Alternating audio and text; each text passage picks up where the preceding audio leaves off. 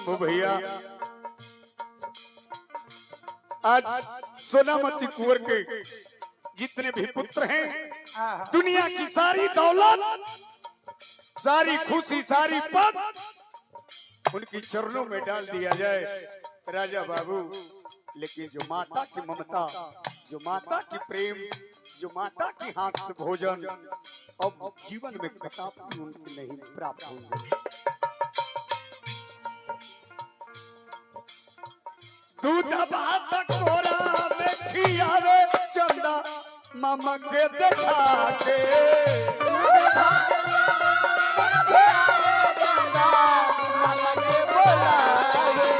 दूध भात कोरा में खियावे चंदा मामा के देखा के,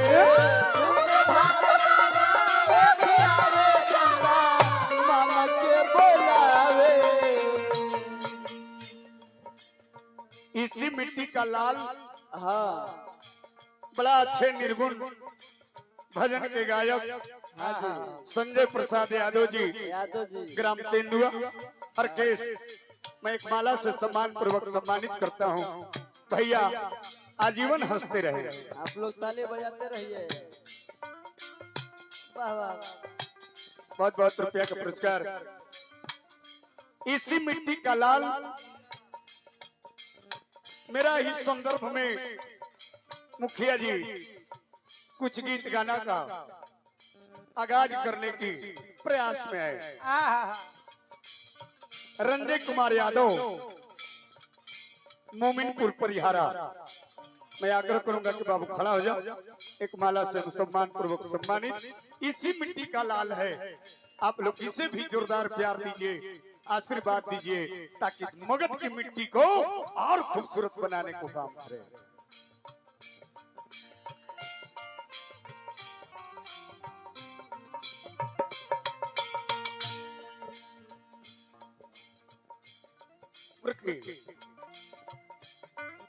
धन्यवाद।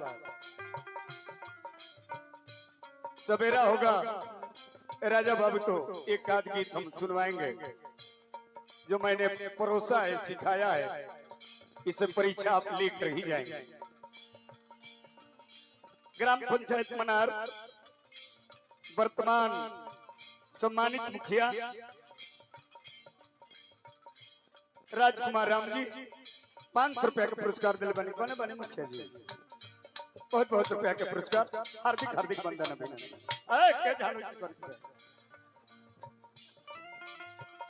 गाना बजाना होता है, हमरा का तो मोछ ना है तो हम मौगा है। राजा बाबू हमरा मोछ ना है तो मौगा है। सुभाष चंद्र बोस के मोछ ना हला, यही हल्की जाके बंदूक चले ले। अरे राम, मोची रख के कबारा तड़ाई हवा कहिया सीखबो तू। देखा ना मोछ ना हले सुभाष चंद्र बोस के, देश के आजाद करा दल कथी तू मुझे खून दो मैं तुझे आजादी दूंगा। हाँ जी। एगो छुछुरन बिगी पलक के भाग जब घर है।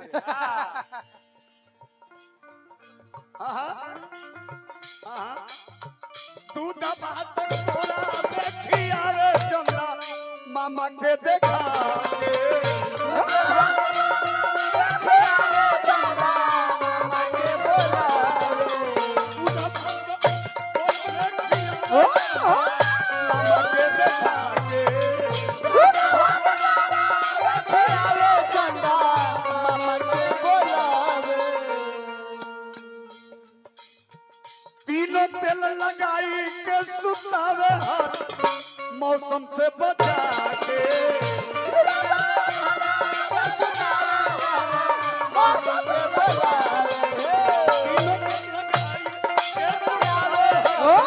मौसम के बोलावे।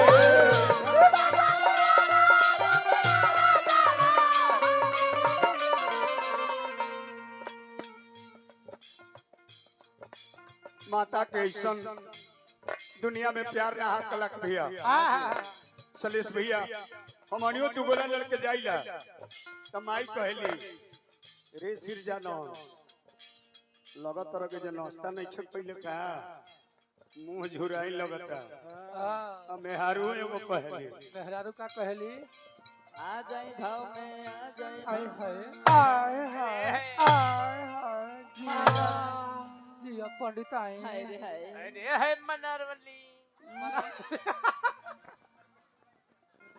ये जगने मना रही बौरा मेहारू कहले कि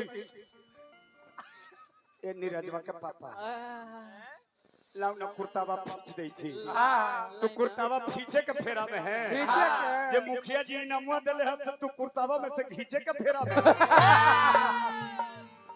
माता और पत्नी में अंतर है क्या है गलती ना नु ना जी अरे माता और पिता देवी देवता से बढ़ के हैं है लेकिन आज सलेश बाबू हो रहा है क्या पति पत्नी की आवश्यकता कब है कब जवानी और बुढ़ापे में हो कह रहा है क्या दू गो बेटा है हाँ। तो बाबूजी बड़का दने हाँ अब मैया छोटका दने दोनों पति पत्नी अपनी दुख सुख की वार्ता भी नहीं कर सकते हाँ हाय रे बेटा हां कमाट से गलती ए जब मार्बल सड़ा दिन मन के बाद झर जतू ना और जाई थे यहाँ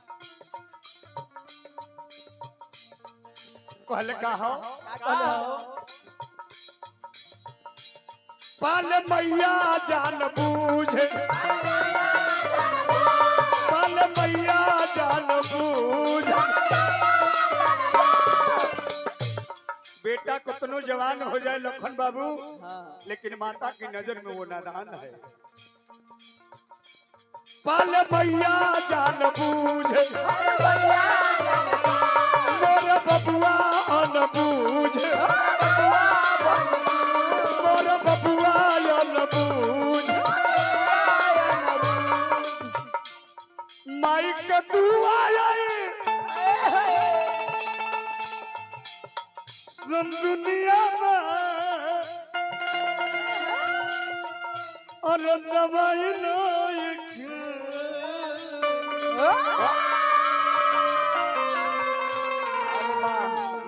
माइके तू आजा सब दुनिया माइके तू आजा सब दुनिया में दवाई नहीं खे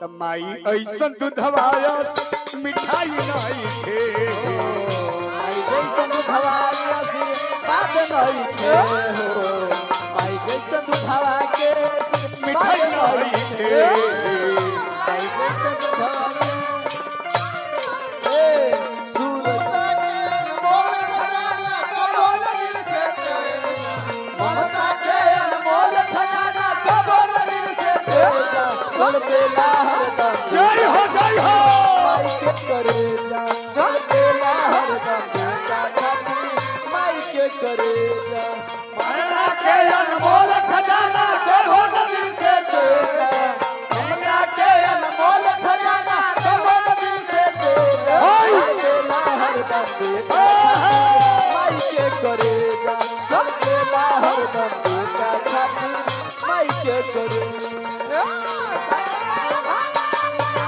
माई नहीं खे बाटे हुआ भागा जकरा माई नहीं खे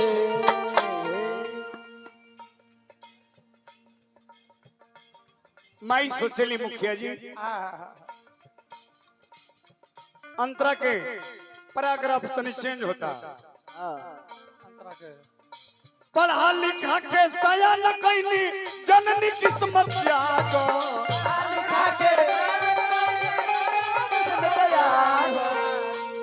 सलेश बाबू जिला परिषद अध्यक्ष हैं बहुत बहुत रुपया के पुरस्कार हार्दिक हार्दिक वंदन अभिनंदन माता सोचनी मास्टर साहब पढ़ा लिखा के सया न कैनी जननी किस्मत जागो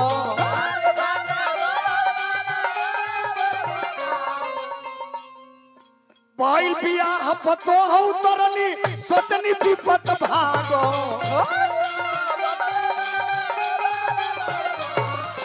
पाइल बियाह पतो हऊ तरनी सोचनी विपत भागो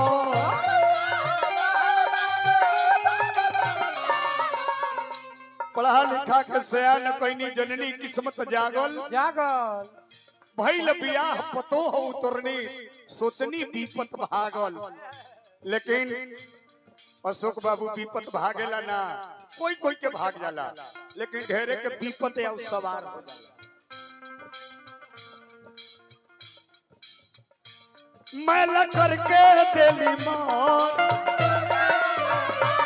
मैला करके देली मान, गीतिया गावे सिरजाना, गीतिया गावे सिरजाना।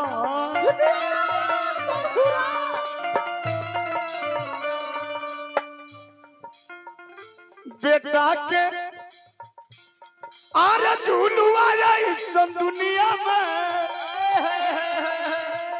अरे बधाई नाजिके।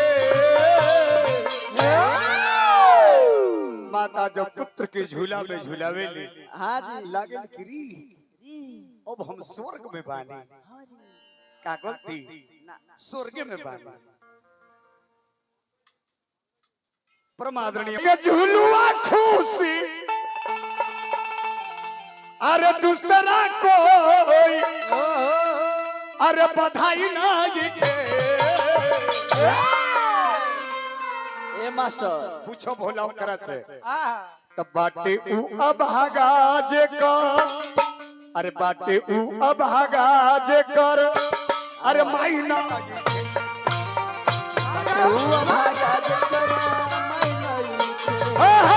बाटे ऊ अभागा जे कर माइना इथे।